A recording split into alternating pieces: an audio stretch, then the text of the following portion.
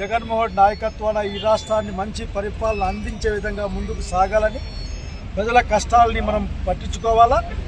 ప్రజలపైన సాగుతున్న దోపిడీ, అట్లాగే ప్రకృతి వనరులపైన సాగుతున్న దోపిడీని కూడా వైఎస్ఆర్ కాంగ్రెస్ పార్టీ అడ్డుకుంటుందో విషయం గుర్తు చేసుకుంటూ, జగన్మోహన్ రెడ్డి గారి నాయకత్వం ఒక్కటే ఈ రాష్ట్రానికి రక్ష.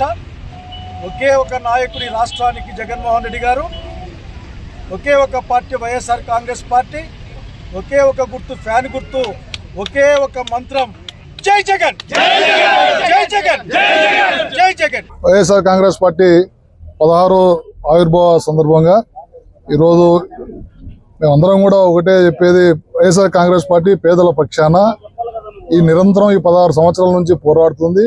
అధికారంలో ఉన్నాడు పేదల పక్షాన్ని నిలబడింది.